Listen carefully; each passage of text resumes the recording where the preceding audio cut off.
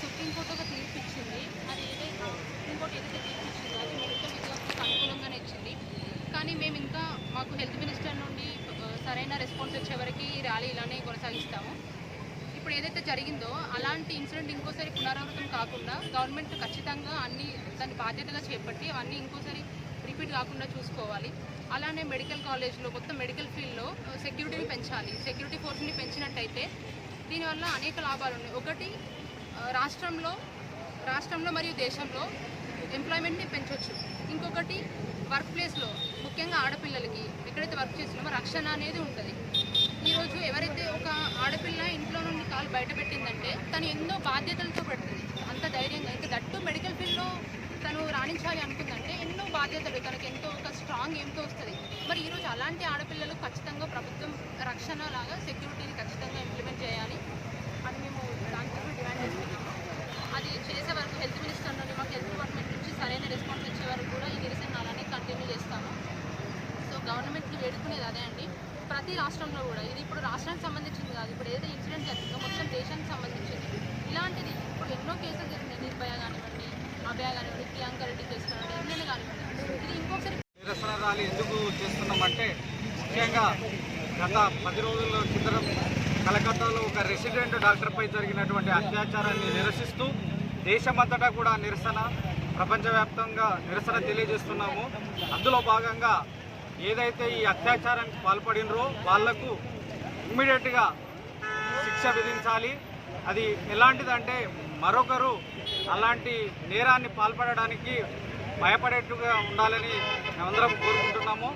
ఈరోజు గవర్నమెంట్ ఏదైతే ఉందో ప్రతి జిల్లాలో మెడికల్ కాలేజీలు, హాస్పిటళ్ళు అన్నీ అప్గ్రేడ్ చేస్తూ పెంచుకుంటూ పోతూ ఉంది. అదేవిధంగా ఏ విధంగా అయితే పెంచుతుందో అదేవిధంగా ఇక్కడ రూరల్లో పనిచేస్తున్నటువంటి వైద్య విద్యార్థులకు కానీ డాక్టర్లకు కూడా సెక్యూరిటీని పెంచి సరైన సౌకర్యాలను కల్పిస్తే ఇంకొంత మంచిగా పనిచేస్తామని చెప్పేసి సెంట్రల్ సెక్యూరిటీ ఫోర్స్ కానీ లేదంటే సిఆర్పిఎఫ్ కానీ ఈ విధంగా సెక్యూరిటీని పెంచి మాకు రక్షణ కల్పించాల్సిందిగా కోరుకుంటున్నాము. ముఖ్యంగా ఈ నాట్ ఓన్లీ డాక్టర్ల యొక్క అంటే సమస్య, ఇది సమాజం యొక్క ఒక పెద్ద సమస్యగా మారింది. ఎందుకంటే ఈ రోజుల్లో ఆడపిల్లలు ముఖ్యంగా విద్యార్థినులు అందరూ గవర్నమెంట్ కూడా బేటీ బచావో బేటీ పడావో అని చెప్తా ఉంది, నిదానాలు ఇస్తుంది, కానీ వారికి సరైనటువంటి రక్షణ అనేది సమాజంలో కల్పించట్లేదు. ముఖ్యంగా యువత కూడా మద్యానికి మరియు మత్తు మందుకు బానిసలైతూ ఈ విధంగా తమ యొక్క అంటే అరాచకత్వాన్ని తమ యొక్క బానిసత్వానికి లొంగి ఈ విధంగా మహిళలపై దాడి చేయడం అనేది జరుగుతుంది. కాబట్టి ఈ మత్తు పదార్థాలను కూడా నియంత్రించాల్సిన అవసరం చాలా ఉంది.